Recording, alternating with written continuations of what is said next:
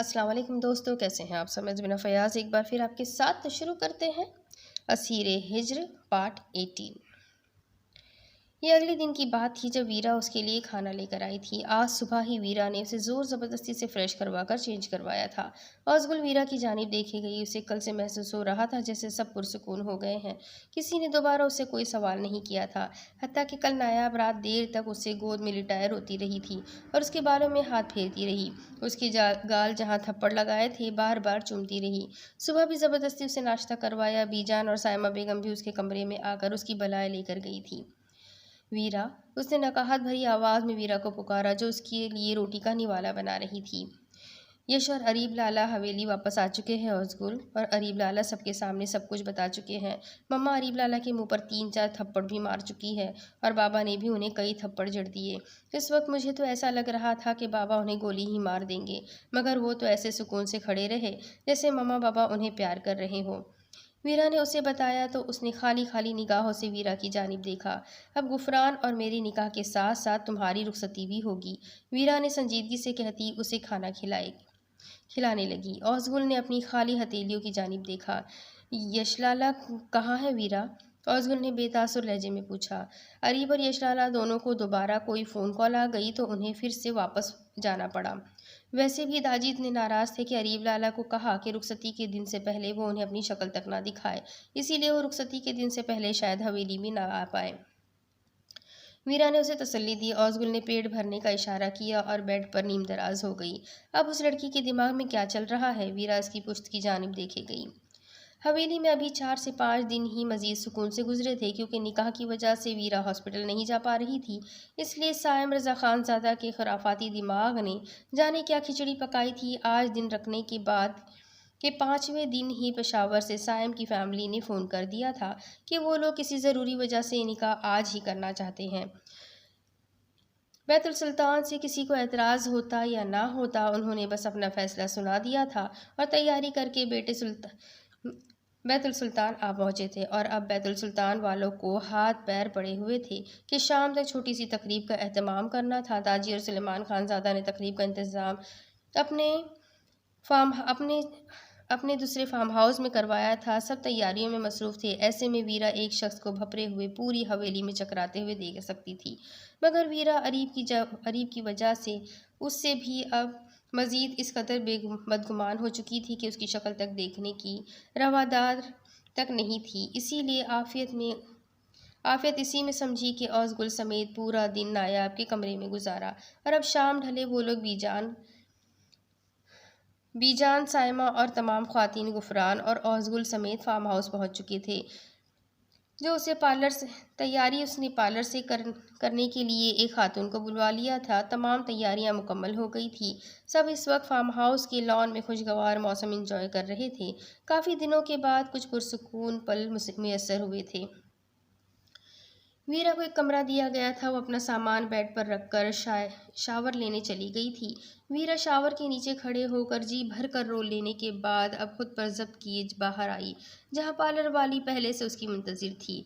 उस बेहिस शख्स की इतनी दीदा दिलेरी से मोहब्बत के इजहार के बाद वो उसकी शक्ल तक नहीं देखना चाहती थी। उसने बेड पर पड़ी नीली और सब्ज रंग की इम्तजाज की मैक्सी ज़ेब तन की और चुपचाप पार्लर वाली के सामने कुर्सी पर बैठ गई। तकरीबन 20 से 25 मिनट की तबे आजमाई के बाद वीरा ने आईने में खुद को देखा। उसे पहचानना मुश्किल हो गया कि ये वो खुद ही है या नहीं। पार्लर वाली ने ऑर्गेन्जा का पड़ा दुपट्टा उसके सर पर यूं सेट किया कि उसका चेहरा भी बारीक दुपट्टे में आगे सीने तक कवर हो गया। किसी निकाह ब्राइडल पर इतना रूप आते मैंने पहली मर्तबा देखा है, पार्लर वाली ने खुश दिली से कहा। उसने सर हिलाया। पार्लर वाली अपना सामान समेट कर चली गई। तब शबनम भी कमरे में दाखिल हुई। चले छोटी बीबी, आपका सब इंतज़ार कर रहे हैं, शबनम बी ने कहा तो वो सर हिलाकर उसके साथ होली, मगर कमरे से बाहर निकलकर ठिठक कर रुक जाना पड़ा। जिन सीढ़ियों से उसे नीचे उतरकर बाहर लॉन में जाना था, उन्हीं के दरमियान में वो सीने पर हाथ बांधे रेलिंग से कमर टिकाए खड़ा लहू छलकाती आंखों से अब उसकी जानिब देख रहा था। उसके रुक जाने से शबनम भी नीचे उतर गई। वीरा ने एक शोला बार निगाह उस पर डाली और अपना सर झटक कर उसे नज़रअंदाज करती अपनी मैक्सी संभालती सीढ़ियां उतरने लगी। वो जो 5वीं सीढ़ी पर खड़ा था, उसके सर पर इस कदर جنون سوار تھا کہ اپنا دایاں پاؤں ویرا کے پاؤں میں اڑایا۔ ایک دل خراش چیخ کے ساتھ ویرا بل کھاتی سیڑھیوں سے نیچے اتری۔ شبنم ویرا کی جانب لپکی، پاؤں مڑ چکا تھا، ریلنگ لگنے سے ماتھے سے خون کی لکیر بھی نکل آئی تھی۔ بی بی جی، شبنم اس کی جانب لپکی، گیٹ لاسٹ، باہر جائیں اور جا کر کہیں کہ دلہن کا پیر ٹوٹ گیا ہے، چھوٹے خان ہاسپٹل لے کر گئے ہیں۔ انل نے ویرا کے پاس فرش پر گھٹنوں کے بل بیٹھتے گھرا کر کہا۔ شبنم بی کو کہا تو وہ گڑبڑا کر باہر نکل گئی۔ ویرا نے بری طرح روتے ماتھے پر ہاتھ رکھا، پاؤں ہل بھی نہیں رہا تھا۔ انل، یہ کیا کیا تم نے؟ وہ روتے ہوئے اتنا ہی بول پائی۔ انل نے آگے بڑھ کر خاموشی سے اسے اپنے بازوؤں میں اٹھایا۔ ویرا کا حیرت و صدمے سے برا حال تھا، اس کے سینے پر مکوں کی برسات کر دی۔ انل، چھوڑو مجھے، پاگل ہو گئے ہو؟ تمہاری ہمت بھی کیسے ہوئی مجھے ہاتھ لگانے کی؟ ویرا حلق کے بل چلائی۔ انل تیزی سے باہر نکلا تھا، چاہتا تھا جب تک سب گھر والے ان تک پہنچے وہ ویرا کو لے کر یہاں سے نکل جائے۔ انل نے گاڑی کا دروازہ کھول کر اسے فرنٹ سیٹ پر بٹھایا اور ہلکے سے اس کے چہرے پر جھکا۔ چلاؤ مت، ہاتھ لگانے کی بات مت کرو، ٹینشن مت لو۔ ہاتھ لگانے کی بات ہے تو مستقبل میں یہ اعزاز صرف مجھے ہی ہوگا، کیونکہ تم صرف میری ہو، تمہارے قریب صرف میں ہی آ سکتا ہوں، وعدہ کرتا ہوں تم سے۔ انل نے اس کی آنکھوں میں آنکھیں ڈال کر کہا۔ اس کی جھلستی سانسوں کی تپش ویرا کو اپنے لبوں پر محسوس ہوئی تو بری طرح اپنی آنکھیں بھیج گئی۔ انل تیزی سے فرنٹ سیٹ پر بیٹھا اور زن سے وہاں سے گاڑی نکال لی۔ گاڑی اب فارم ہاؤس سے دور ہوتی جا رہی تھی۔ گاڑی کی بوجھل فضا میں ویرا کی سسکیوں کی آواز گونج رہی تھی۔ میرا جانے کی طرح خون جلا چکی ہو تم مسز ٹوبی۔ بندہ کسی سے دل لگانے سے اچھا ہے منہ پر ملتانی مٹی لگا لے، کم از کم چہرے پر گلو تو آئے گا۔ انل نے آنے والے لمحات کا سوچتے غصے میں کھولتے ہوئے دانت پیس کر کہا۔ تم میرے لیے کیا کر سکتے ہو انل؟ ویرا آنسوؤں سے تر چہرہ لیے اچانک اس کی جانب گھومی۔ پریگننٹ ہونے کے علاوہ تمہارے لیے کچھ بھی کر سکتا ہوں؟ اس کا غصیلا لہجہ اب بھی غیر سنجیدگی لیے ہوئے تھا۔ ویرا کا دل کیا کہ اس کا سر پھاڑ دے۔ تو میری شادی سائم سے ہو جانے دو۔ زہرا پھوپھی میری ماں کی تربیت پر انگلی اٹھا رہی ہے اور مجھے یہ قطعی گوارا نہیں ہے۔ ویرا نے اس کی جانب ملتجی نگاہوں سے دیکھا، اس کی آنکھوں میں پھر سے لہو اترنے لگا تھا۔ روش، ان کی خسرت اچھے سے جانتا ہوں میں۔ نایاب موم کو شروع دن سے نیچا دکھانے میں مزہ آتا ہے انہیں، اور وہ خدا نہیں ہے جن کی انگلی اٹھانے سے وہ پتھر پر لکیر ہو جائے گا۔ میں تمہیں ان کی بے جا ضد کی بھیڑ چڑھا کر اس درندے کے حوالے کر دوں؟ الو کا پٹھا سمجھا ہے کیا؟ اور وہ بھی تب جب میں تم سے کہہ چکا ہوں کہ تم سے محبت کرتا ہوں۔ تمہاری شادی صرف مجھ سے ہوگی، اینڈ دیٹس اٹ۔ وہ بولا تو بولتا ہی چلا گیا۔ ویرا نے نفرت سے اس کی جانب سے اپنا رخ موڑا تو اس نے ایک جھٹکے سے اس کا بازو دبوچ کر اپنی جانب اسے گھمایا۔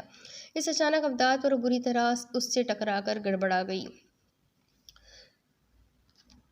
Don't you dear!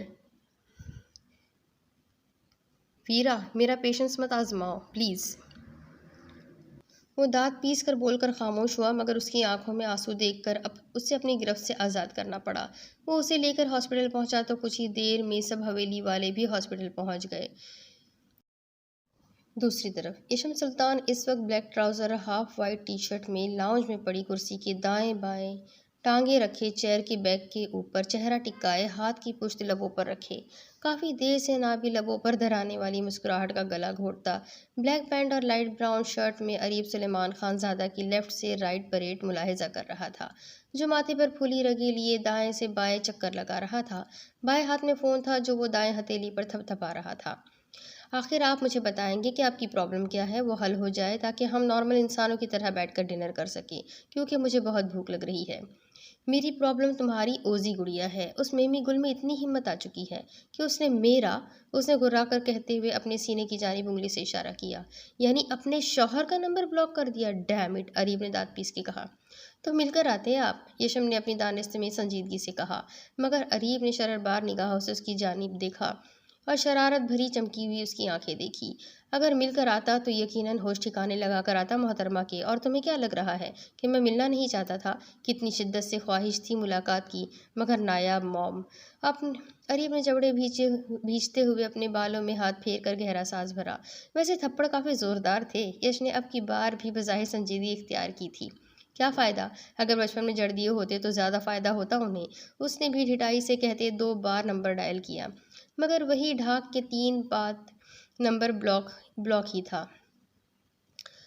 حویلی چلے جائیں، پہلے کی طرح رات کو ملائے۔ یشم نے ٹونٹ ماری۔ اریب اس کی جانب دیکھے گیا۔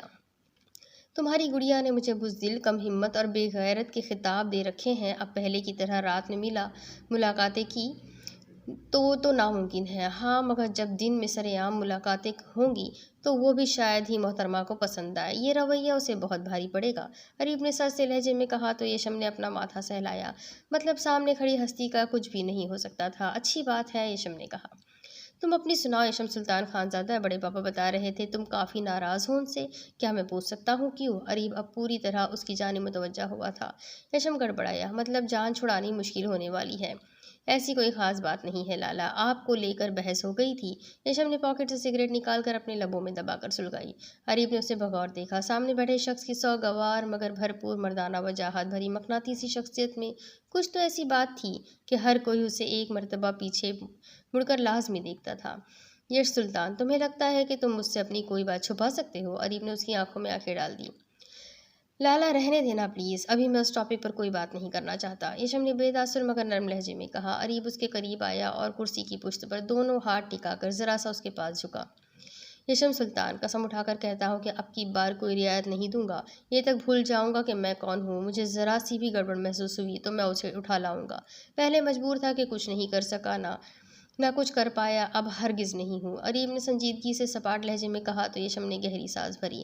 میں زور زبردستی کا قائل نہیں ہوں، آپ اچھی طرح جانتے ہیں، یشم نے ناگواری سے کہا۔ میں تو ہوں، اور یہ ایک دنیا اچھی طرح جانتی ہے۔ اریب کا اطمینان بھی قابل دید تھا۔ آپ لوگوں کو یہ نہیں لگتا کہ ابھی یہ باتیں کافی قبل از وقت ہے؟ نہیں، بڑے پاپا بالکل ٹھیک ہے، ہم پہلے کی طرح دیر کر کے کسی قسم کا کوئی رسک نہیں لینا چاہتے، اریب نے ہنوز جھکے ہوئے کہا۔ اس کی مینٹلی کنڈیشن سٹیبل نہیں ہے لالا، وہ ٹھیک نہیں ہے، یشم نے بے قراری کے عالم میں کہا۔ مگر اریب سلیمان خانزادہ کے لبوں پر مچلتی گہری معنی خیز مسکراہٹ دیکھ بری طرح اپنے لب بھیجے۔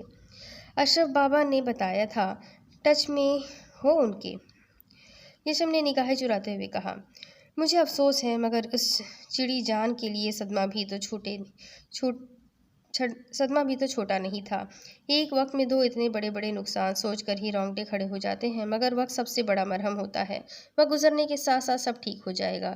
ویسے بھی مجھے پورا بھروسہ ہے کہ تم بہت اچھے سے اسے سنبھال لو گے، اس کے ہر دکھ ہر درد و خسارے کا مداوع کر دو گے۔ انشاءاللہ، یشم نے دھیمے سے اپنے آپ کو کہا۔ کیا کہا؟ میں نے سنا نہیں۔ اریب پھر مسکرایا تو یشم نے اسے گھورا۔ اچھا لاؤ، مسٹر اشرف کمال کا نمبر دو مجھے۔ اریب نے اپنے موبائل میں ڈائلنگ پیڈ نکالا۔ کیوں چاہیے آپ کو؟ یشم نے مشکوک انداز میں اسے دیکھا۔ تمہیں لگتا ہے کہ تم نہیں دو گے تو مجھے نہیں ملے گا؟ اریب نے وارننگ دینے والے انداز میں کہا۔ کیا بات کرنی ہے آپ کو بابا سے؟ یشم نے اس کے ہاتھ سے فون تقریباً چھینتے ہوئے کہتے اس میں نمبر ڈائل کر کے سیو کیا۔ کچھ نہیں، ابھی تو بس تعزیت کرنی ہے، بعد میں ہی رشتہ جوڑنے کی بات کریں گے، اریب نے لاپرواہی سے کہا۔ اور گڑیا کی مینٹلی کنڈیشن کا ہمیں نہیں پتہ ہے، وہ تم دیکھ لینا اور اسے ذہنی طور پر تیار کر لینا پلیز، نہیں تو مجھے بھی نہیں پتہ میں کیا کروں گا۔ وہ کہتے یشم کے ہاتھ سے فون پکڑتے اس میں اشرف کمال کا نمبر ڈائل کرتے کچن کی جانب چلا گیا۔ اف، اس نے اپنے بال مٹھیوں میں جکڑے، سارے پاگل کیا اسی گھر میں اکٹھے ہونے تھے؟ یشم دانت پیس کر کہتے اس کے پیچھے کچن کی جانب چلا گیا۔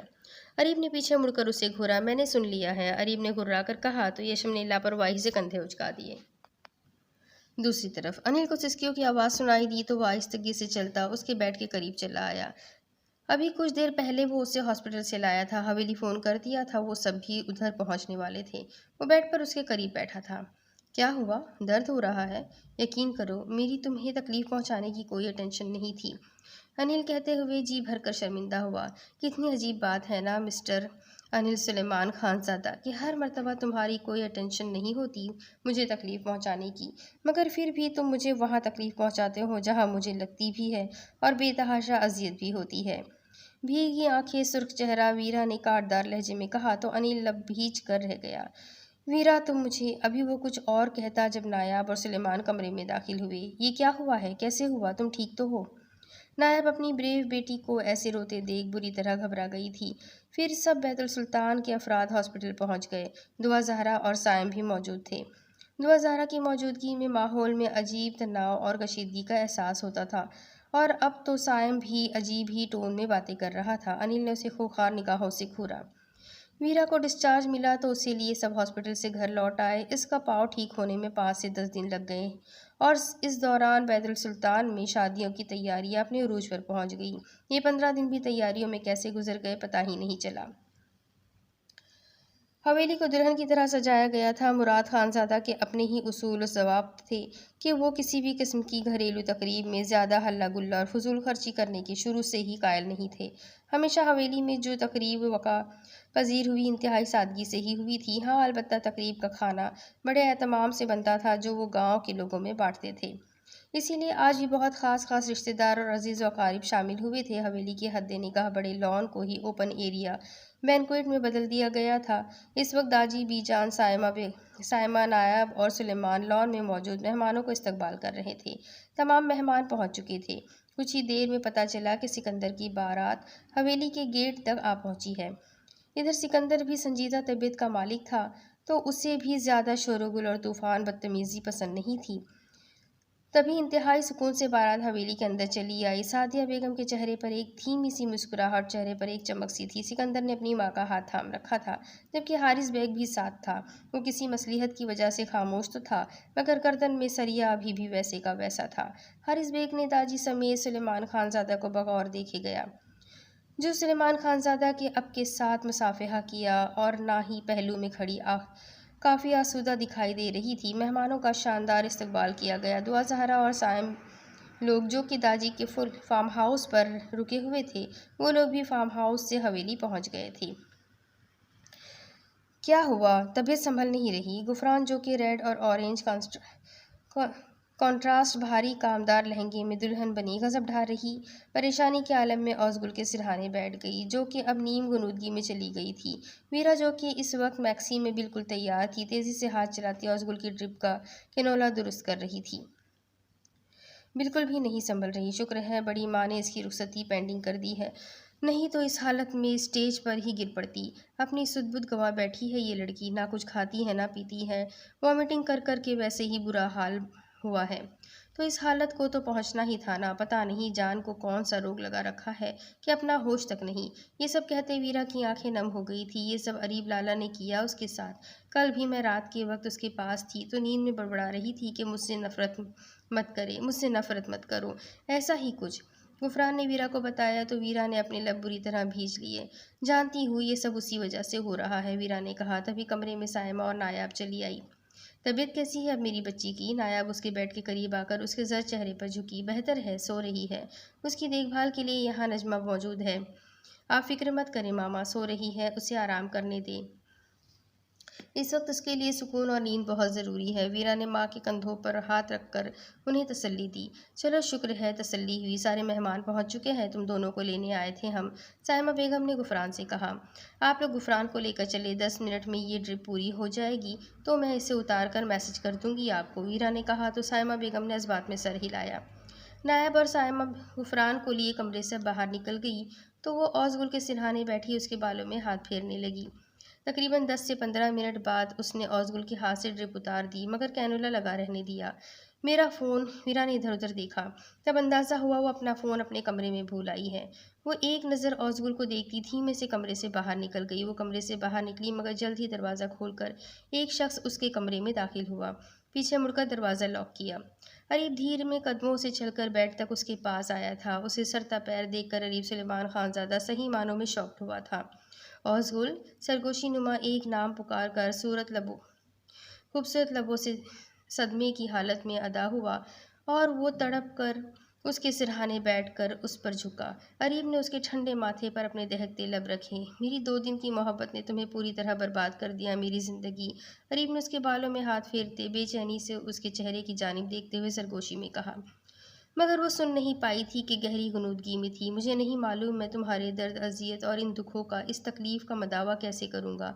I am so sorry. اریب نے نم آنکھیں لیے اس کے گال پر اپنے لب رکھے۔ Can't live without you. I love you so much میری جان، تمہیں اندازہ نہیں یہ اریب غریب تم سے کس قدر محبت کرتا ہے۔ اندازہ تو تب ہوگا جب مجھ سے کہیں جائے فرار نہیں ملے گی۔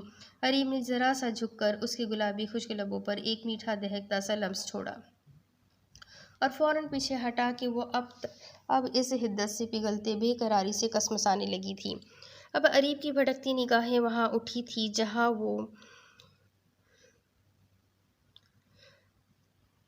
جہاں وہ اپنی ممتا سمیٹ آئی اریب کی بے صبری کی بدولت اس کے نازک سے وجود میں موجود تھی۔ اریب نے ہاتھ آگے بڑھایا اور آنکھیں بند کر کے ایک ننھی سی چھوٹی سی جان کو وہاں محسوس کرنے کی کوشش کی۔ Dad loves you so much my little angel. Areeb کی دل کی دھڑکن بری طرح منتشر ہوئی تھی۔ یہ احساس بہت انوکھا اور اچھوتا سا تھا، لیکن ابھی وہ اس روح کو پرسکون کرتی خوشی ابھی ڈھنگ سے محسوس بھی نہیں کر پایا تھا کہ فون پر ایک میسج رنگ بجنے سے اس نے اپنے جبڑے بھی بری طرح بھیج لیے۔ کیا عذاب تھا کہ اب وہ جتنا اس کے قریب رہ کر اسے ہر چیز کی وضاحت دینے کی کوشش کر رہا تھا، اتنا ہی قسمت اسے اس سے دور لے جاتی تھی۔ اب کل ہی عین رخصتی سے ایک دن پہلے اس کی طبیعت اس بری طرح خراب ہوئی کہ یہ رخصتی پینڈنگ رکھنی پڑی۔ وہاں سے نکلتے اریب نے ایک گہری نگاہ اس دشمن جاں پر ڈالی اور دھیمے سے مسکرایا۔ میں تمہیں سمیٹ لوں گا میری میمی جان، اریب نے کہا اور کمرے سے باہر نکل گیا، جانے بغیر کہ اگر وہ قسمت کا کھیل سمجھ جاتا تو آج کبھی بھی یہ رخصتی پوسٹ پون نہ ہونے دیتا، کبھی بھی نہیں۔ یشم، اریب، سلیمان خان زادہ اور داجی اس وقت انیل کے کمرے میں موجود تھے۔ اریب داجی اور سلیمان خان زادہ کو ضروری بات کا بول کر اندر انیل کے کمرے میں لایا تھا، اور اب انیل لال انگارہ آنکھیں لیے داجی کے سامنے صوفے پر سر جھکائے زمین میں نگاہیں گاڑے بیٹھا تھا۔ داجی بالکل خاموش تھے۔ یشم اور اریب داجی کے دائیں بائیں کھڑے تھے۔ یشم نے اپنا ماتھا بری طرح مسلا، مگر کہیں نہ کہیں تسلی بھی تھی کہ معاملہ احسن انداز میں نمٹ جائے گا، جبکہ سلیمان خان زادہ خوخار سرخ نگاہوں سے چھوٹے بیٹے کو گھور رہے تھے۔ برخوردار، بہت جلدی خیال آ گیا اپنے دل کی بات بتانے کا، سلیمان خان زادہ نے کاٹ دار لہجے میں اختیار کیا۔ اب عین نکاح کے وقت وہ کیا بکواس کر رہا تھا؟ ڈیڈ، آپ لوگوں نے بھی تو کون سا اسے کسی غیر کی منگ بنانے سے پہلے مجھے بتانا تک گوارا کیا تھا۔ میں پہلے اسے منانا چاہتا تھا، وہ ناراض ہے مجھ سے۔ ان 15 دنوں میں میں نے ہر طرح سے اسے منانے کی کوشش کی، مگر وہ نہیں مانی، کچھ میری وجہ سے، کچھ اریب لالا کی وجہ سے، لیکن میں اتنا جانتا ہوں وہ محبت مجھ سے ہی کرتی ہے، تو سوال ہی پیدا نہیں ہوتا وہ کسی اور کی نہیں ہو سکتی۔ وہ بھی غصیلے لہجے میں بولا۔ اب کچھ نہیں ہو سکتا، اسی لیے عافیت اسی میں ہے، جو ہو رہا ہے اسے ہونے دو۔ سلیمان خان زادہ دہاڑے۔ میں ایک گولی آپ کی لاڈلی بیٹی کو مار کر خود کو بھی شوٹ کر لوں گا ڈیڈ۔ انیل کی بھی آواز بلند ہوئی۔ تم دونوں اپنی بکواس بند کرو، داجی نے سرد لہجہ اختیار کیا۔ انیل، تم ویرا کو یہاں سے لے جاؤ، یشم اور اریب تمہارے ساتھ آئیں گے، تم دونوں کے نکاح کی اجازت میں تمہیں دیتا ہوں۔ ادھر دعا زہرا کو میں سنبھال لوں گا۔ داجی کی بات پر سلیمان خان زادہ نے ششدر ہو کر انہیں دیکھا۔ داجی، یہ آپ کیا کہہ رہے ہیں؟ سلیمان کا لہجہ بے یقین تھا۔ صحیح کہہ رہا ہوں، وہ سائم خان زادہ ایک اچھا آدمی ہرگز نہیں ہے، کئی بری عورتوں سے تعلقات ہے، اس کے ہسپتال کے کئی غیر قانونی اور انسانی اعضاء کی اسمگلنگ میں بھی ملوث پایا گیا ہے۔ یہ رپورٹ ابھی مجھے یشم اور اریب نے دی، ثبوت کے ساتھ۔ پہلے تو وہ اس میں دلچسپی نہ ہی لیتے، مگر جب سے انیل نے ہسپتال والی بات بتائی تھی تب سے یہ لوگ انویسٹیگیشن کر رہے تھے۔ اسی لیے دعا زہرا نے ہتھیلی پر سرسوں جما رکھی ہے کہ اپنے شوہر کے لاڈلے بھائی کی بغیرت بیٹے کو ہماری بیٹی کے سر مڑ دیں۔ دعا زہرا کی بدزبانی کی وجہ سے آنکھوں دیکھی مکھی نگلنا چاہتے ہو؟ مجھے تو اب انیل کے ہسپتال والی بات بھی سچ ہی لگ رہی ہے کہ اس بغیرت آدمی سے کچھ بعید نہیں، اور دیدہ دلیری دیکھو، کیسے رعب جھاڑتے ہیں یہ لوگ، جیسے ہم نے انہیں بیٹی بیچی ہو۔ لا حول ولا قوت۔ داجی انتہائی برہم ہوئے تو سلیمان بھی بہت زیادہ پریشان ہوتے۔ داجی کے ہاتھ میں پکڑی فائل جلدی سے کھول کر دیکھنے لگے۔ داجی کے اشارہ کرنے پر وہ تینوں تیزی سے کمرے سے باہر نکل گئے۔ سلیمان اور سلطان بھی کمرے سے باہر نکل آئے۔ لیٹ ایوننگ فنکشن تھا۔ سائمہ بیگم اور نایاب اسے تھام کر اسٹیج تک لائی۔ سکندر نے ایک نگاہ اٹھا کر اس کی جانب دیکھا اور فوراً نگاہوں کا زاویہ بدل لیا۔ سکندر دھوم دھام سے غفران کو لینے آ چکا تھا۔ غفران اس سے ناراض تھی تو وہ غفران سے خفا سا رہتا۔ وہ اب تک اس سے ناراضگی ظاہر کرتی رہی، اس کے بس میں ہوتا تو وہ رخصتی بھی ابھی ہونے نہ دیتی، مگر اس کے ہاتھ میں کچھ نہیں تھا۔ اب بھی وہ بڑی شان سے اسٹیج پر اس کے ساتھ بیٹھا، انابی لبوں کو دانتوں میں دبائے بیٹھا تھا، ماتھے پر بالوں کا جال سرخ و سفید رنگت، اور چہرے پر وہ پاکیزگی بھری کشش جو بہت کم عرصے میں کسی بھی چٹان سی لڑکی کو اپنی جانب راغب کر سکتی تھی۔ غفران سر جھکائے وہی اتھل پتھل ہوتی سانسوں سے اس سے تھوڑا دور بیٹھی تھی۔ سکندر نے ایک سرسری سی نگاہ اس کے سراپے پر ڈالی اور اس کے قریب کھسکا۔ سعدیہ بیگم سکندر کے پاس بیٹھی تو اس نے غفران تو غفران گھبرا کر تھوڑی دور کھسکی۔ سکندر نے لب دبایا مگر پھر وہی اپنی عادت کے مطابق سنجیدگی کا لبادہ اوڑھے سامنے دیکھنے لگا۔ بی جان، ویرا کدھر ہے؟ نکاح کا وقت ہو گیا۔ دعا زہرا نے اسٹیج پر آ کر بلند آواز میں بی جان کو مخاطب کرتے ہوئے پوچھا تو داجی اٹھ کر دعا زہرا کے سامنے آئے۔ ویرا اور سائم کا نکاح نہیں ہوگا دعا زہرا، اس موضوع پر ہم بعد میں بات کریں گے۔ ابھی ہماری بچی کی رخصتی میں تمہاری بد زبانی یا بد کلامی کی وجہ سے ذرا بھی خلل پڑا تو یاد رکھنا آج کا دن تمہارا اس حویلی میں آخری دن ہوگا۔ اس کے بعد کبھی یہاں پیر بھی نہیں رکھ سکو گی۔ داجی نے پہلی مرتبہ بیٹی کو بے تحاشا درشتگی سے کہا کہ دعا زہرا کو تو جیسے سانپ ہی سونگھ گیا، اس لیے خاموش ہی رہی کہ داجی نے وارننگ ہی اس انداز میں دی تھی۔ مگر داجی، مجھے یہ نکاح آج ابھی اسی وقت کرنا ہے۔ کہاں ہے میری منگ؟ بلائے اسے یہاں۔ سائم نے آگے بڑھ کر داجی کے سامنے کھڑے ہوتے ہوئے بدتمیزی سے کہا تو داجی انتہائی ناگواری سے اسے دیکھنے لگے۔ ذرا تمیز کا مظاہرہ کرو لڑکے، نہیں تو ایک لمحے میں اٹھا کر حویلی سے باہر پھینکوا دیے جاؤ گے۔ اس کے لیے تو میرا چھوٹا پوتا ہی کافی ہوگا، اور اب تک تو تمہیں اس بات کا اچھے سے اندازہ ہو ہی گیا ہوگا۔ رہی بات منگ کی تو میں یہ رشتہ ابھی اور اسی وقت ختم کرتا ہوں۔ داجی کی دہاڑ پر سائم صاحب کو بھی جھاگ کی طرح بیٹھ جانا پڑا۔ کچھ ہی دیر میں کھانا کھانے کے بعد تمام رسومات کے بعد سعدیہ بیگم نے رخصتی کی اجازت چاہی۔ وہ اپنی جگہ سے کھڑا ہوا جبکہ غفران وہیں صوفے سے چپکی بیٹھی رہی۔ جب سائمہ بیگم نے آ کر اسے تھاما، چلو بیٹا اٹھو، شاباش، اپنے گھر جاؤ، سائمہ بیگم نے حد پیار اور بھری آواز سے بولی تو غفران نے لال آنکھوں سے انہیں دیکھا۔ اٹھو شاباش، وہ اسے کندھے سے لگائے اٹھاتی آگے لے کر بڑھی اور قرآن کے سائے میں سکندر کے ساتھ اسے رخصت کیا۔ وہ سعدیہ اور سکندر کے بیچ بیٹھی تھی۔ بیٹا ریلیکس ہو کر بیٹھو، سعدیہ نے اسے تسلی دی تو وہ ان کے کندھوں سے سر ٹکا گئی۔ وہ کچھ دیر کی مسافت کے بعد اسے لیے اپنی حویلی آیا اور گاڑی سے اتر کر اس کی جانب آیا، جبکہ سعدیہ بیگم جو اس کے ساتھ ہی بیٹھی تھی پہلے خود اتری اور پھر نرمی سے غفران کو تھام کر گاڑی سے باہر نکالا۔ گھر آتے ہی کچھ رسمیں کی گئی اور پھر اسے آرام کرنے کی غرض سے کمرے میں بھیجا جہاں سعدیہ بیگم اسے خود بٹھا کر آئی۔ سعدیہ بیگم نے اس کا لہنگا بیڈ پر پھیلایا اور دعائیں دے کر اسے پیار کرتی وہاں سے باہر نکل آئی۔ کمرے کا ماحول کافی فسوخیز تھا، ہر طرف پھولوں سے سجی سیج اور بیڈ پر سفید چادر پر بکھری پھولوں کی پتیاں اور سائڈ پر رکھی سینٹس کینڈلز تھی۔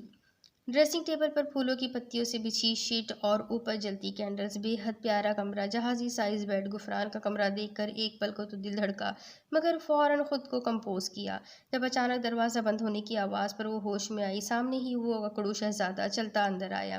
شہزادہ اس لیے کہ آج تو اس کے رنگ ڈھنگ ہی نرالے تھے۔ غفران نے اسے دیکھ کر فوراً نگاہ پلٹی اور سیدھی ہو کر بیٹھ گئی۔ وہ جس قدر حسین لگ رہی تھی اس قدر قیامت خیز ہوش ربا حسن تھا کہ اسے لگا تھا وہ ساری ناراضگی بھول کر ہر چیز کو پسے پشت ڈال کر آ کر اس کا گھونگھٹ اٹھائے گا، منہ دکھائی دے گا، اس کے حسن کی تعریف میں میٹھے بول ادا کرے گا۔ مگر وہ شاید بھول گئی تھی وہ عام بندوں کی طرح بالکل نہیں ہے، وہ اپنے نام کا ایک ہے، وہ اسٹون مین ہے جسے پگھلانے کی خواہش بیکار ہے۔ غفران نے ان سوچوں میں گم اپنا سر اٹھایا جہاں پر وہ اپنی شرٹ کے بٹن کھولتا شرٹ لیس کھڑا تھا۔ جہاں غفران نے اسے آنکھیں پھاڑے دیکھا، کیا یہ مولوی ٹائپ بندہ خود کو اتنا مینٹین رکھے ہوئے تھا؟ اس قدر شاندار پرسنالٹی کا مالک تھا، بھرپور مردانہ وجاہت کا شاہکار۔ وہ خود سے لاپرواہ سے تھا۔ چہرے سے حیرت بھری نظر پھسلتی اس کے سکس پیکس پر آ کر ٹکی۔ سکندر جو کہ ڈریسنگ کے سامنے کھڑا تھا خود پر نگاہوں کی تپش مڑ کر دیکھا، مگر بہت جلد غفران نے اچھے سے محسوس کیا تو اس نے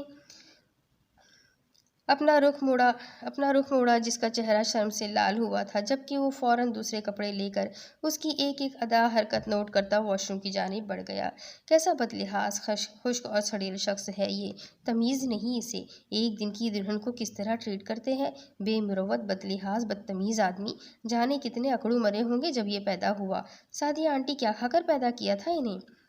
خود کتنی سویٹ اور سافٹ ہے یہ اسٹون مین، لگتا ہے اپنے بابا پر گیا ہے، بدتمیز۔ ویسے آپس کی بات ہے غفران، یہ سکندر اعظم اتنا ڈیشنگ انسان ہے، واہ! اس نے دل ہی دل میں اسے شاندار لقب سے نوازا۔ سوچ کر سر مزید جھکا گئی جبکہ لبوں پر ایک مسکان تھی، مگر یہ مسکان زیادہ دیر ٹھہر نہ سکی جب وہ باہر آیا۔ اٹھ کر چینج کر لو، تھک گئی ہوگی، ایسے بے تاثر اور روکھے لہجے میں کہا گیا تھا کہ غفران کا حلق تک کڑوا ہو گیا۔ سرسری سی بات کرتا وہ آگے بڑھ گیا۔ غفران کا دل کیا اس کا منہ نوچ لے یا کم از کم یہ کمرہ نوچ پھینکے جو محض دکھاوے کے لیے یہ ان کے رشتے کا مذاق اڑانے کو اس طرح سجایا گیا تھا۔ وہ جلتی کرتی اس کے باہر جاتے ہی اٹھی اور ڈریسنگ الماری میں سیٹ کیے گئے کپڑوں میں سے ایک ڈریس لیتی جیسے ہی مڑنے لگی اس کی نظر سامنے پڑے دو چھوٹے چھوٹے ڈبوں پر پڑی جس پر برتھ ڈے کارڈ بھی تھا۔ غفران کی آنکھیں حیرت سے پھیل گئی۔ آج تو اس کا برتھ ڈے تھا، تو کیا اسے معلوم تھا؟ کیا یہ گفٹ اس کے لیے گئے تھے؟ اس نے تجسس کے مارے وہ ڈبے اپنے مہندی لگے کپ کپاتے ہاتھوں سے اٹھائے اور انہیں بہت احتیاط سے کھول کر دیکھا۔ ایک میں نفیس سا ڈائمنڈ بریسلیٹ تھا اور دوسرے میں ایک گولڈ پینڈنٹ تھا۔ وہ گہرا مسکرائی۔ اس دلکش مسکراہٹ نے اس کی آنکھوں میں چمک پیدا کی۔ اس خشک آدمی سے اب وہ ہر امید توقع چھوڑنے لگی تھی۔ غفران ابھی وہیں کھڑی تھی جب اچانک قدموں کی آہٹ پر وہ بری طرح گڑبڑائی۔ فوراً وہ چیزیں وہیں رکھ کر مڑی جبکہ وہ کمرے میں آ کر ٹھٹک کر رکا۔ تم فریش نہیں ہوئی؟ سکندر نے اسے اسی حلیے میں دیکھ کر کہا۔ تو غفران جو اسے ہی دیکھ رہی تھی فوراً ہوش میں آئی۔ انسان ہوں، کوئی مشین تو نہیں جو یوں گئی اور یوں آ گئی۔ ہر ایک کو اپنے جیسا مشین خشک مت سمجھا کرے۔ وہ کہہ کر وہاں رکی نہیں بلکہ آگے بڑھ گئی جبکہ سکندر نے ایبرو اچکاتے ہوئے اسے دیکھا۔ ماشاء اللہ، زبان وافر مقدار میں ملی ہے جہیز میں، وہ بولتا ہوا آگے بڑھا جب وہ واش روم کے دروازے پر ٹھٹک کر مڑی۔ اب اسی زبان کے ساتھ ساری عمر گزارا کرنا، وہ بے نیازی سے کہتی آگے کو بڑھی۔ سکندر نے ایک نظر اس کے سراپے پر ڈالی اور بیڈ سے وہ پھول ہٹانے لگا۔ کچھ ہی دیر میں وہ ایک سفید سے رنگ کے ہلکی کڑھائی والے ڈریس میں باہر آئی جس کے نیٹ کے بازوؤں میں اس کے چاندی کی طرح دمکتے بازو جھلک رہے تھے اور وہ لال دوپٹہ شانوں پر صرف نام کا ہی جھول رہا تھا۔ وہ اپنے آپ سے بے خبر بکھرے بالوں میں آ کر بیڈ پر بیٹھی۔ ایک میٹھی اور تیز خوشبو سکندر کے نتنوں سے ٹکرائی تو وہ گہری سانس خارج کر گیا۔ غفران نے اسے ایک نظر دیکھا جو چھپا رستم اس کے برتھ ڈے کا گفٹ بھی لے کر رکھ چکا تھا، مگر ظاہر ایسے کروا رہا تھا جیسے اسے اس کی کوئی پرواہ ہی نہ ہو، جیسے وہ ہر چیز سے انجان ہے، جیسے وہ اس کے لیے کوئی معنی نہیں رکھتی۔ کچھ ہی دیر گزری تو پورے 12 بجے غفران کے موبائل پر نوٹیفیکیشنز ٹون بجنے لگے۔ غفران نے فون تھاما اور اس کے لبوں پر مسکراہٹ گر گئی۔ جس کو سامنے والے نے ناگواری سے دیکھا وہ پوری طرح اس کی تھی، اس پر اسی کا حق تھا، لیکن پھر بھی وہ اسے ایک دوسرے کو سمجھنے کا موقع دینا چاہتا تھا۔ مگر اس وقت اس فون کی مداخلت سکندر کو انتہائی ناگوار گزر رہی تھی۔ محترمہ، نیند آ رہی ہے مجھے، تو بہتر ہوگا آپ اپنا یہ فون ایک طرف رکھو اور چپ چاپ سو جاؤ۔ ویسے بھی مجھے یہ لیٹ نائٹ تک یوز کرنا بالکل پسند نہیں ہے، سکندر نے ناگواری سے کہا تو غفران کا دماغ ہی گھوم گیا۔ مجھ پر کوئی فضول کی پابندی لگانے اور بے تکی رعب جھاڑنے کی ضرورت نہیں سکندر اعظم۔ میں شٹ اپ غفران سکندر حارث بیگ، میرا نام سکندر اعظم نہیں ہے، میرا نام سکندر حارث بیگ ہے۔ تمیز کا مظاہرہ کرتے ہوئے مجھے فضول کے نام سے بلانے سے پرہیز کرو۔ بالکل، مجھ پر بھی بے تکے اور فضول حکم چلانے کی ضرورت نہیں ہے، کمپرومائز کرو ورنہ۔ وہ پوری طرح جملہ مکمل بھی نہ کر پائی تھی جب وہ دہاڑا، ورنہ کیا؟ ایک بات یاد رکھنا، یہاں سے جانے کی دھمکی نہ دینا، نہ ہی کوئی فضول بات کرنا، برداشت نہیں کروں گا۔ اب یہاں میرے بیڈ روم میں پہنچ ہی چکی ہو تو باہر جانے کا سوچنا بھی مت، کیونکہ مجھے اپنی عزت اور غیرت کی حفاظت کرنا اچھی طرح آتی ہے۔ ٹانگیں توڑ دوں گا تمہارے اگر کچھ الٹا سیدھا سوچا بھی۔ سکندر نے اسے بازو سے جکڑ کر اپنی جانب کھینچا تو وہ توازن برقرار نہ رکھتے کٹی ڈال کی طرح اس کی کشادہ چٹانی سینے سے آ ٹکرائی۔ غفران کے دل کی دھڑکن منتشر ہو گئی۔ گہرے سانس بھرتی اس نے اپنی آنکھیں زور سے بند کر لی۔ سکندر مہارت سے اس کی لرزتی کپکپاتی پلکوں کا رقص دیکھے گیا اور ہولے سے اس کے چہرے پر پھونک مارتا پرے ہوا اور باہر نکل گیا جبکہ وہ اس کی حرکت پر دم بخود سی وہیں ایک جگہ بیٹھی رہ گئی۔ نہایت بے تکا فضول انسان ہے یہ، پاگل پھٹے منہ۔ وہ خود بڑبڑاتی کمفرٹر تان کر لیٹ گئی اور جلد ہی نیند کی وادیوں میں اتر گئی۔ جبکہ وہ کچھ ہی دیر بعد واپس آیا اور اسے دیکھا جو میٹھی نیند سو رہی تھی۔ سکندر بیڈ پر نیم دراز ہوا، کروٹ بدلی اور ذرا سا اس کے قریب جھکا۔ نک چڑھی رئیس زادی، وہ اسے دیکھ کر مسکرایا اور جھک کر اس کے کان میں سرگوشی کی۔ شادی مبارک میری محرم، امید ہے کہ میری قربت تمہیں پسند آئے گی، وہ اس کی کن پٹی پر لب رکھتا ہوا بولا اور سیدھا ہو کر اپنی آنکھیں سکون سے موند لیے۔ دوسری طرف ویرا اپنے کمرے میں فون لینے آئی تھی۔ فون دراز میں سے اٹھا کر پیچھے مڑی تو جویلری باکس کے پاس اس کی پاس جیب پڑی تھی۔ ویرا نے پائل اٹھائی اور زمین پر جھکی۔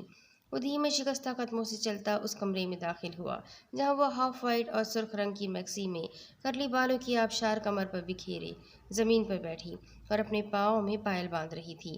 وہ اس کے قریب آ کر کھڑا ہوا تو اس نے پلکوں کی جھالر اٹھا کر اوپر دیکھا۔ آنکھیں اوپر اٹھی اور اس کا دل دھک سے رہ گیا۔ وہ تیزی سے اٹھ کر اپنی جگہ پر اس کے سامنے کھڑی ہوئی تھی۔ چلے جاؤ یہاں سے، میں اس وقت نہ تمہاری شکل دیکھنا چاہتی ہوں نہ کوئی بحث کرنا چاہتی ہوں۔ وہ گھرائی اور بے دردی سے اس کی جانب سے اپنا رخ موڑ لیا، مگر وہ پینٹ کی پاکٹس میں ہاتھ ڈالے اس کے ہوش ربا سراپے پر نگاہیں گاڑے کھڑا تھا۔ جانتی ہو، جب آوارگی ایک مقام پر آ کر تھم جائے تو اسی مقام کو اپنا آغاز اور انجام بنا دیتی ہے۔ میری آوارگی کا بھی تم وہ نقطہ پر کار ہو جسے سورج مان کر میں اپنی ساری زندگی تمہارے گرد گردش کر سکتا ہوں۔ عشق کرتا ہوں تم سے، بولو اب بھی کسی اور سے نکاح کرو گی؟ اس نے بھاری بوجھل گمبھیرتا سے بھرپور آواز میں کہا تو وہ سرتا پا شمع کی طرح سلگ اٹھی۔ اب بہت دیر ہو چکی ہے، کچھ نہیں ہو سکتا، تم جا سکتے ہو یہاں سے۔ وہ اذیت کی جانے کون سی انتہا پر تھی، گلے میں اٹکے پھندے کے باوجود بمشکل ہی بول پائی۔ تم صرف اور صرف مجھ سے محبت کرتی ہو تو کسی اور کی کیسے ہو سکتی ہو؟ میں یہ نکاح نہیں ہونے دوں گا، وہ دہاڑا تھا۔ بہت جلدی کی محبت جتانے میں خانزادہ صاحب، ابھی کچھ سال اور ٹھہر جاتے، جب میرے 2-3 بچے ہوتے تو تب کرتے نا یہ اظہار۔ اس نے خفیف سا طنز کرتے جس آگ میں وہ خود جھلس رہی تھی اسی بھٹی میں اسے بھی جھونکنا چاہا۔ یو شٹ اپ، تم سب کچھ اچھی طرح جانتی ہو۔ شکر ہے میں یہاں آیا اور یہ سب ہوا، نہیں تو مجھے کبھی پتہ نہیں چلتا کہ آخر میں چاہتا کیا ہوں۔ اور اب تم صرف یہ میری چاہت ہو، سنا تم نے؟ اس نے قریب آ کر اسے بازو سے دبوچا۔ جاؤ یہاں سے، اس کی آنکھوں میں دیکھ کر گررائی۔ تب اس نے آخری داؤ کھیلا۔ مجھ سے محبت کرتی ہو نا؟ تمہیں کسی اور کا ہوتے نہیں دیکھ سکتا۔ ہر مرتبہ تمہیں نے مجھ سے کہا کہ تم میری خاطر اپنی جان دے سکتی ہو، مجھے آج یہ جان ہی چاہیے، تمہیں آج میری خاطر مرنا ہوگا۔ اس نے پراسرار لہجے میں کہتے اپنی پاکٹ سے ایک براؤن شیشے کی چھوٹی بوتل اپنی ہاتھ پر نکال کر رکھی اور اس کے آگے ہتھیلی پھیلائی۔ محبوب کے ہاتھوں مرنا پسند نہیں کرو گی؟ یہ زہر نہیں پیو گی خانی؟ انل نے آنکھوں میں ایک پراسرار سی چمک لیے اس سے کہا۔ سامنے والی نے ایک نظر اسے دیکھا اور دوسرے ہی لمحے وہ بوتل اٹھا کر اسے کھول کر اس نے موجود تمام محلول اپنے حلق میں انڈیل لیا، جبکہ اب وہ کھل کر مسکرایا جسے وہ جانتا تھا وہ ایسا کر گزرے گی۔ وہ جانتا تھا وہ اس کے لیے کچھ بھی کر سکتی ہے۔ کچھ ہی لمحوں میں وہ چکراتا سر لیے اس کے سامنے زمین بوس ہو گئی اور وہ بے حس یوں ہی پراسرار مسکراتا رہا۔ وہ زمین پر گھٹنوں کے بل جھکا اور اس کے چہرے سے اس کی کرلی بال ہٹائے۔ پاگل، بے وقوف لڑکی، وہ گہرا مسکرایا۔ ویرا، ویرا، انل نے اس کا چہرہ تھپتھپایا تو اس نے خمار بھری آنکھیں کھول کر اسے دیکھا، پہلے مسکرائی اور پھر نشے میں قہقہہ لگا کر ہنس پڑی۔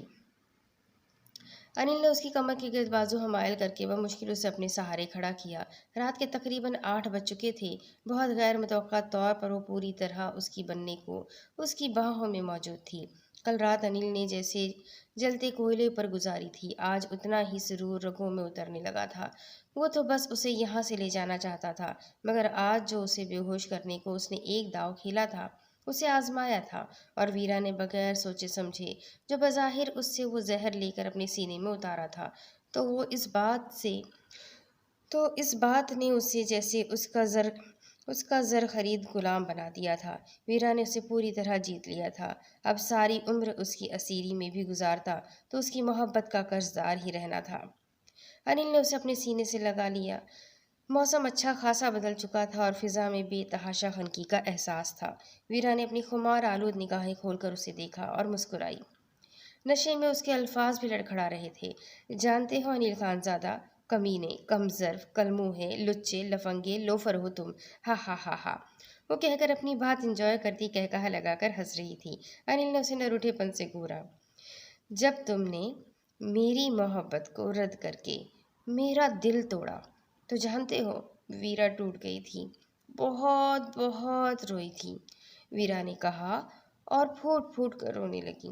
انل نے لب بھیجتے اسے اپنی باہوں میں اٹھایا، کمرے سے نکل کر کوریڈور سے حویلی کی پچھلی جانب چلا آیا۔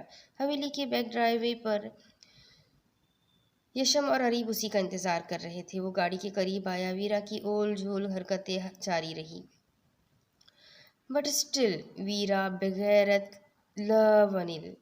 جانتے ہو ویرا کو یہ کلموہا کتنا پسند ہے؟ ویرا عشق کرتی ہے انل سے، صرف ویرا، ویرا صرف انل کی ہے۔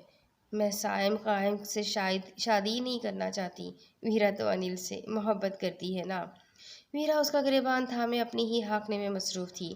جانتا ہوں، انل نے اس کی آنکھوں میں دیکھتے ہوئے جواب دیا۔ یشم اور اریب کے چہروں پر بڑی معنی خیز اور شرارت بھری مسکراہٹ تھی۔ ویسے لالا، آپ کا آئیڈیا انتہائی فضول اور بیہودہ تھا۔ انل ویرا کی گوہر افشانیوں سے ہوئی خفت مٹانے کو اریب پر چڑھ دوڑا۔ تو پھر مشورہ کیوں مانگا تھا چھوٹی سرکار؟ اگر اسے یہ ڈوز نہ دیتے تو تمہاری اماں ہنگامہ کھڑا کر کے سب کو اپنی جانب متوجہ کر لیتی، تمہارے ساتھ جانے کو تیار ہو جاتی۔ اس بات پر بھی شاید اعتبار نہ کرتی کہ اس کی اجازت تمہیں داجی نے دی ہے۔ اریب نے سینے پر ہاتھ باندھ کر اطمینان سے کہا۔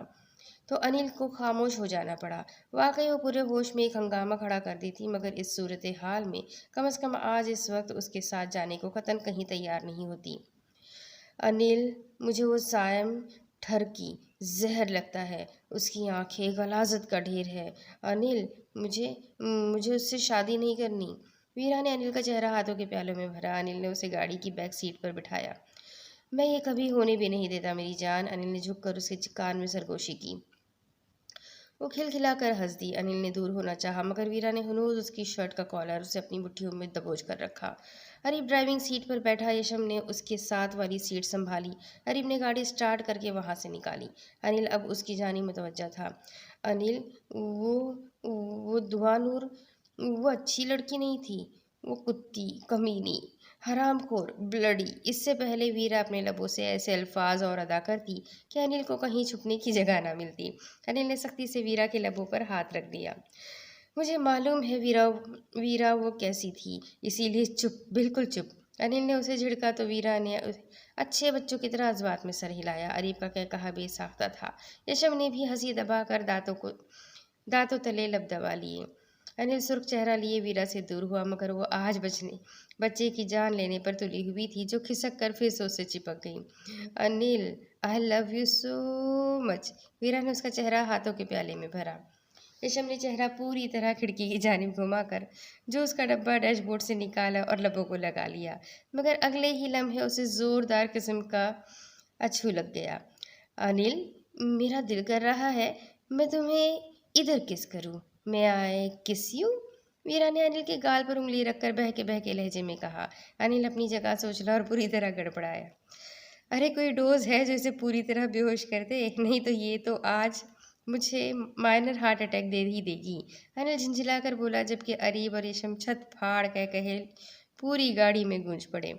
اریب نے گاڑی تیزی سے چلائی۔ راستے بھر ویرا اسی طرح اٹھ پٹانگ حرکتیں کر کے انل کے اوسان خطا کرتی رہی کہ اس کا چہرہ دیکھنے کے قابل تھا، مگر پھر بھی اس نے بمشکل اسے قابو کرتے اس کا سر اپنے سینے پر رکھا اور اس کی پشت تھپ تھپا کر اسے سونے پر مجبور کر دیا۔ وہ لوگ اریب کے فارم ہاؤس پہنچے تو انل نے سکھ کا سانس لیا کہ یشم اور اریب انہیں تنہائی دینے کی غرض سے گاڑی سے اتر کر فوراً اندر چلے گئے تھے۔ انل پھر سے اس کی جانب متوجہ ہوا، اپنے سینے پر رکھے اس کے سر کے گھنے کرلی بالوں میں نرمی سے ہاتھ پھیرا، اس کی مومی پشت کو دھیمے سے سہلایا۔ ویرا اٹھو یار۔ انل نے اپنی ہلکی بیئرڈ والی گال اس کے گال سے رگڑی، مگر وہ دھیرے سے کسمسائی مگر گہری نیند میں سوئی رہی۔ انل نے گہرا سانس بھرا، گاڑی سے نیچے اتر کر اسے پھر سے بازو میں بھرا اور اندر ایک کمرے میں لا کر اس نے لائٹ آن کی۔ مگر یہ اتفاق کی بات تھی کہ وہ جس کمرے میں آیا تھا شاید اس کی لائٹ خراب تھی۔ انل نے زیرو پاور کی لائٹ آن کی تو جل گئی۔ انل، ہم کدھر ہے؟ وہ گہری نیند سے بیدار ہوئی۔ ارے میں تو ہوا میں اڑ رہی ہوں، میں ایک پرندہ ہوں۔ ویرا خود کو ہوا میں جھولتے محسوس کر کے ایک ہاتھ سے اپنا دوپٹہ ہوا میں لہرانے لگی۔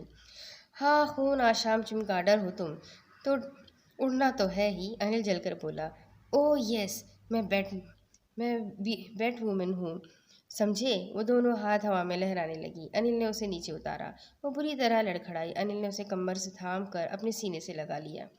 دونوں کی دل کی دھڑکن منتشر ہوتی ایک ہی لے پر دھڑکنے لگی۔ ویرا نے اپنا ماتھا انل کے دائیں گال پر ٹکا رکھا تھا۔ ایک گہری سانس بھر کر انل نے اس کی دل پذیر خوشبو اپنی روح میں اتاری۔ وہ بہت ہوش ربا سراپے کے ساتھ اس کی باہوں کے گھیرے میں موجود تھی۔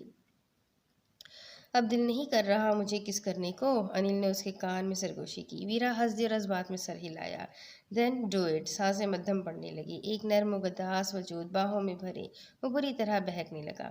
ویرا اپنے پاؤں پر اونچی ہوئی اور اس کے گال پر اپنے نرم موم سے لب رکھے۔ انل نے مسرور ہو کر اپنی آنکھیں بند کر لی۔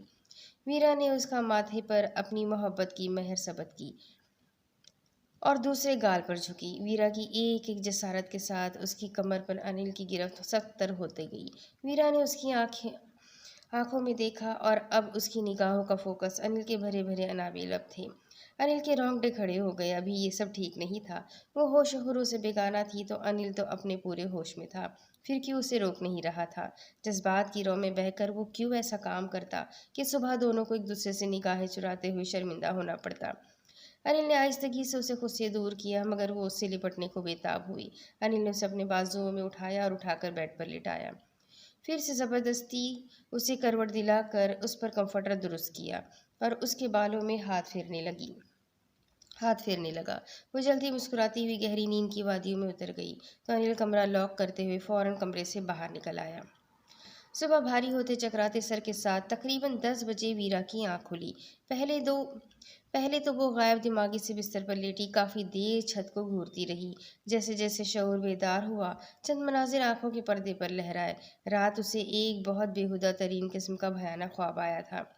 وہ خواب میں کیا اٹھ پٹانگ حرکتیں کر رہی تھی۔ استغفر اللہ! ویرا نے بستر سے اٹھتے ہوئے استغفار پڑھا۔ توبہ توبہ، لا حول ولا قوت۔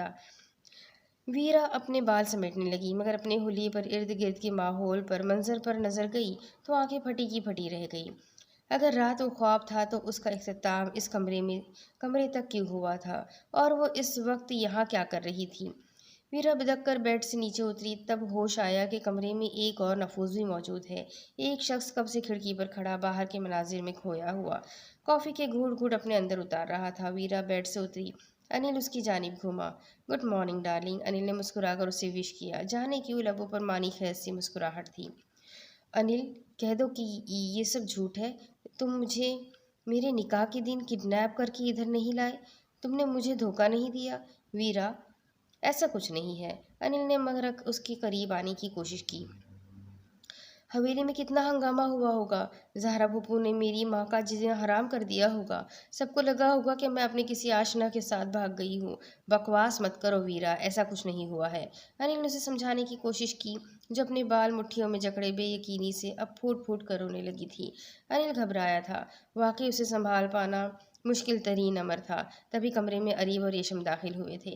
ویرا نے بے یقینی سے اریب کو دیکھا اور روتے ہوئے طنزیہ قہقہہ لگا کر ہنس پڑی۔ اوہ آپ! میں بھول کیسے گئی کہ آپ اپنے بھائی کی اس مکروہ سازش میں شامل نہیں ہو سکتے۔ پہلے آپ نے میری بہن کی زندگی برباد کی اور اب اپنی خود ساختہ نفرت اور بدلے میں مجھے اپنے انتقام کی بھیٹ چڑھانا چاہتے ہیں، ایسا ہی ہے نا؟ وہ حلق کے بل چلائی تھی۔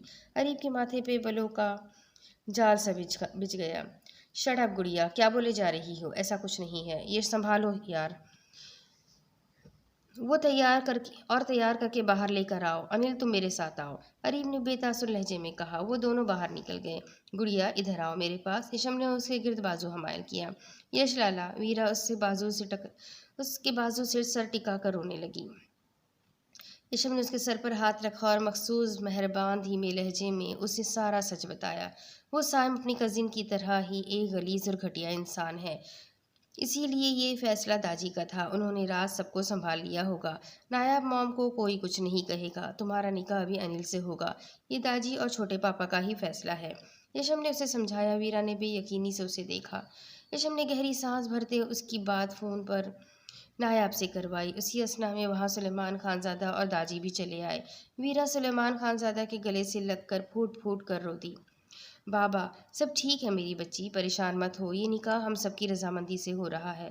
مولوی صاحب کب کے انتظار کر رہے ہیں، پہلے یہ نکاح ہو جائے پھر باقی باتیں بعد میں کریں گے۔ لیکن بابا، میری بچی کو اس نکاح سے کوئی اعتراض ہے؟ سلیمان خان زادہ نے اس کا چہرہ اوپر اٹھا کر پوچھا۔ نہیں بابا، جو آپ کا فیصلہ ہے میرے لیے وہی میرا فیصلہ ہے، مجھے آپ کے کسی فیصلے سے کوئی اعتراض نہیں۔ ویرا نے بابا کا ہاتھ تھام کر انہیں ایک باپ ہونے کا مان بخشا۔ سلیمان خان زادہ نے خوشی سے سرشار ہوتے اس کے سر پر ہاتھ رکھا۔ جیتی رہو، چلو۔ ویرا نے شال اوڑھی۔ سلیمان خان زادہ اسے باہر لے کر آئے۔ اور उसे अनिल के पहलू में बिठा दिया। अनिल, अरीब और यशम ने एक दूसरे की जानिब मानी खीजे से देखा कि वीरा का मुंह अब भी फूला हुआ था।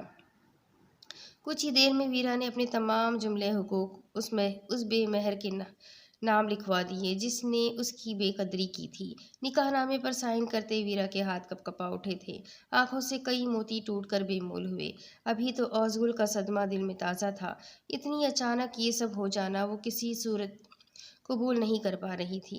निकाह के बाद अनिल को सब ने सीने से लगाकर मुबारकबाद दी। अनिल ने एक चोर निगाह सर झुकाकर फिलहाल आंसू बहाती अपनी शेरनी पर डाली। अरीब ने गर्दन पर हाथ रखकर उसे बिल्ली के बकरे के साइन का इशारा करते हुए छेड़ा। बली के बकरे के साइन का इशारा करते हुए छेड़ा। अनिल ने भी अफसोस से सर हिलाया। कुछ ही देर में मौलवी साहब वहाँ से निकले तो दाजी वीरा की जानी मुतवज्जा हुए। उन्होंने उसके सर पर हाथ रखा।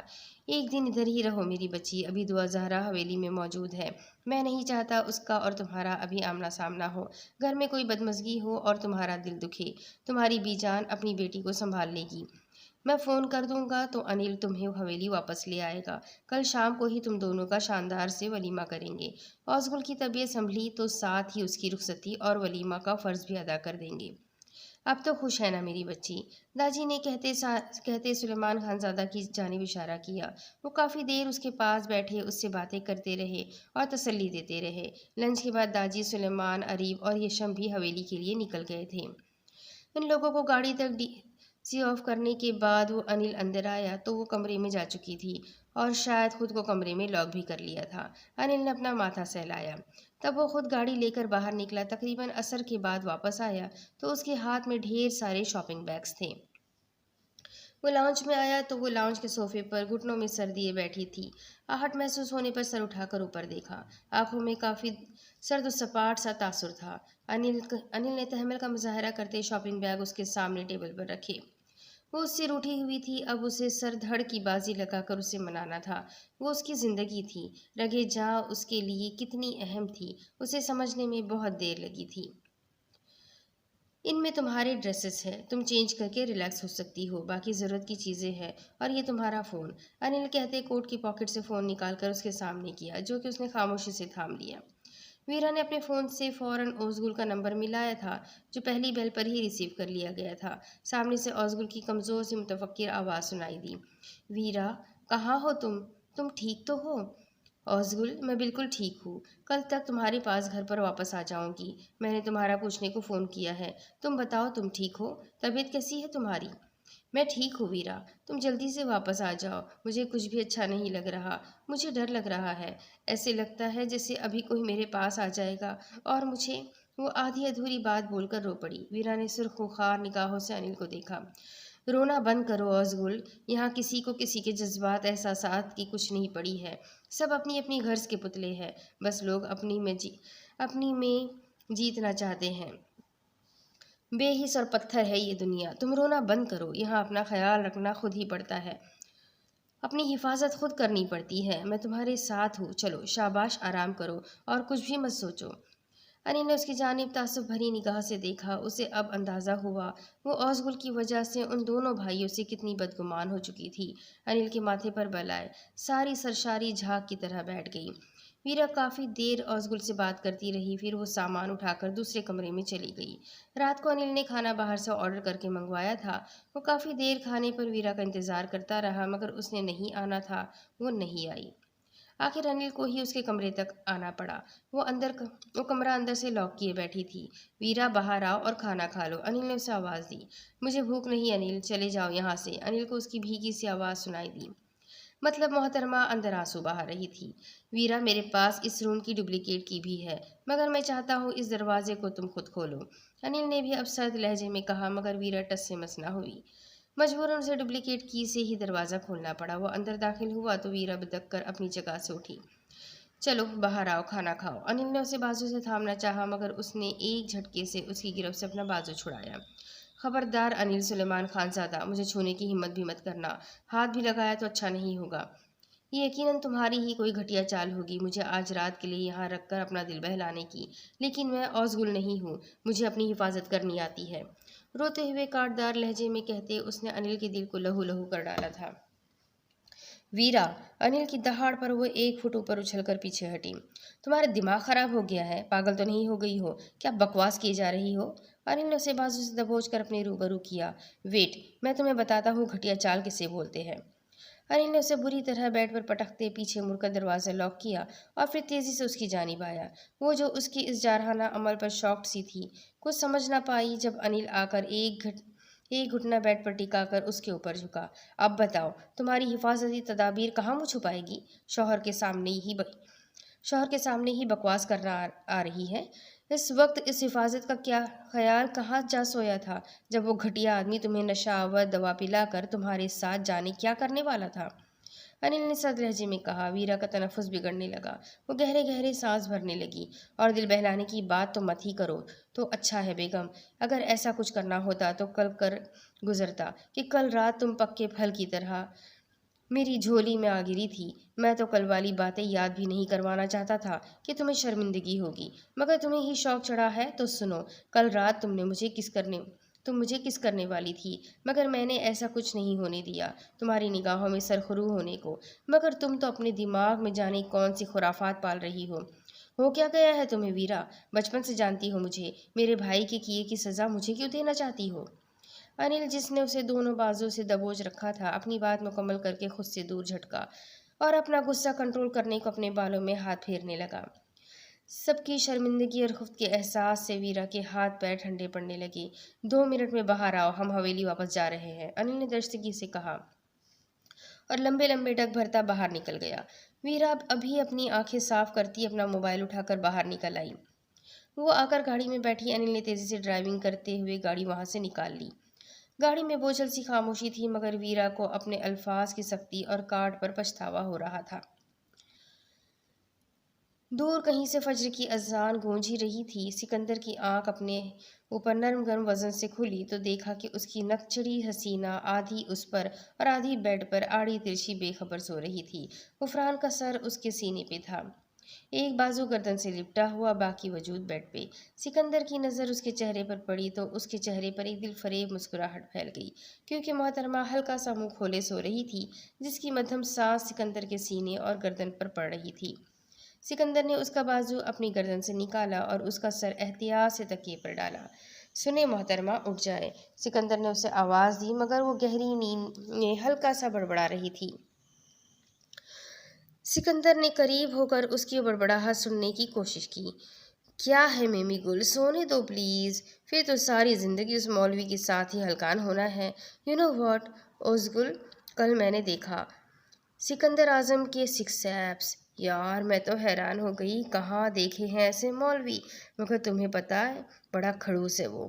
मेरी तरफ देखा भी नहीं, ना ही मुझे मुंह दिखाई दी और ना ही मेरा बर्थडे गिफ्ट। मगर मैं फिर भी अपना गिफ्ट खोल कर देख ली दे मगर मैंने फिर भी अपना गिफ्ट खोल कर देख लिया है। बड़ा छुपा रुस्तम है और मीसना है ये सिकंदर आजम। गुफरान मैडम जो अपनी मीठी नींद में खोई हुई थी, सिकंदर को औज़गुल समझकर अपना भांडा बीच चौराहे पर फोड़ बैठी थी, कसमसाई और फिर से सो गई। उसकी बातें सुन के सिकंदर की आंखें खुल गई। वो उसकी गौहर अफशानियों पर एशश कर उठा। आज उस पे गुफरान की एक और परत खुली कि ये नकचड़ी खानजादी होने के साथ साथ नींद में बड़बड़ाने की आदी भी है। गुफरान, उठो फौरन। सिकंदर ने अब की बार उसे झंझोड़ कर उठाया तो गुफरान ने मंदी मंदी आंखों से उसे देखा। नीम मलगजे अंधेरे में कुछ नींद के बाद सिकंदर की शबीह देख के एक जोरदार चीख मुंह से बरामद हो गई, मगर सिकंदर ने फौरन अपना हाथ उसके लबों पर जमा कर उसकी चीख का गला घोटा और अपनी गुस्सेली आंखों से उसे घूरा। इधर गुफरान मैडम सिकंदर को अपने इतने करीब देख के जैसे सकते में चली गई और आंखें टपटपा के उसे देखती रही। ये मंजर इतना हसीन था कि कुछ लम्हों के लिए सिकंदर भी सब भूल गया। न जाने वो कब तक खोए रहते कि एकदम अलार्म की आवाज़ से सिकंदर चौंका। सिकंदर होश में आते खुद पर संजीदगी तारी करते ज़रा सा उठकर अलार्म बंद किया, साथ ही साइड लैंप जलाया और उसे घूरा जो अभी तक अपने मौलवी को देख के आंखें सेक रही थी। अगर मेरा पोस्टमार्टम हो गया हो तो उठकर नमाज पढ़ लो। सिकंदर ये कहते हुए उठा और अलमारी से अपना सूट लेकर वॉशरूम जाने लगा। अखड़ू खड़ूस मौलवी, ऐसे कोई जगाता है अपनी एक दिन की दुल्हन को? गुफरान ने मुंह बनाया। इससे पहले वो वॉशरूम में जाता, गुफरान की बड़बड़ाहट उसने बखूबी सुनी। एक दिन की दुल्हन जबान के यूं जौहर भी नहीं दिखाती। खैर, ये तंज ताने बात के लिए उठा रखो। ابھی اٹھو اور نماز ادا کرو، سکندر کہتے کمرے سے باہر نکل گیا۔ وہ تنفن کرتی بیڈ سے اٹھی۔ سکندر نماز پڑھ کے واپس آیا تو غفران کو جائے نماز لپیٹتے دیکھا۔ سفید دوپٹے کے حالے میں اس کا چہرہ پر نور لگ رہا تھا۔ سکندر نے بمشکل نظریں ہٹائی اور ڈریسنگ سے رات والے گفٹ کو نکالا۔ غفران جو اسے ہی دیکھ رہی تھی، اسے گفٹ لے کر اپنی جانب آتے دیکھ ایک دم انجان بن گئی۔ اب تو نخرہ دکھانا بنتا ہے اس سکندر اعظم کو، کیسے رات کو مجھے نظر انداز کیا تھا، اب ذرا ترلے منتیں کر کے گفٹ لوں گی اس سے۔ غفران کی سوچ نرالی تھی۔ سکندر جو اس کے چہرے کے اتار چڑھاؤ بغور دیکھ رہا تھا، اس کے قریب آیا۔ غفران کے چہرے کے تاثرات اتنے واضح تھے کہ سکندر کو اندازہ ہو گیا تھا کہ یہ نک چڑھی کیا سوچ رہی ہے۔ غفران اسے نظر انداز کرتے ہوئے بیڈ کی طرف جانے لگی۔ سنو، سکندر نے پکارا۔ جی، مجھ سے کچھ کہا؟ غفران کی گردن میں سریا فٹ ہوا۔ نہیں جی، یہاں جو موکل رہتے ہیں نا، ان سے مخاطب ہو، سکندر نے سنجیدگی سے کہا تو غفران تلملا اٹھی۔ سڑا کریلا مجال ہے جو کسی بات کا سیدھا جواب دے دے، غفران نے دل میں کلستے ہوئے سوچا۔ اچھا جی، پھر فرمائیے کیا کہنا ہے؟ عزت مآب نے۔ یہ منہ دکھائی کا گفٹ ہے، رات کو دینا بھول گیا تھا۔ سکندر نے نفیس کیس کھولا اور ڈائمنڈ کی بریسلیٹ نکالی۔ غفران کی آنکھوں میں ایک چمک سی تھی۔ ماما نے دیتے ہوئے یاد بھی کروایا تھا کہ ان کی بہو رانی کو دے دوں۔ سکندر نے لب دبا کر اس کی ساری ایکسائٹمنٹ کی ایسی کی تیسی کر دی۔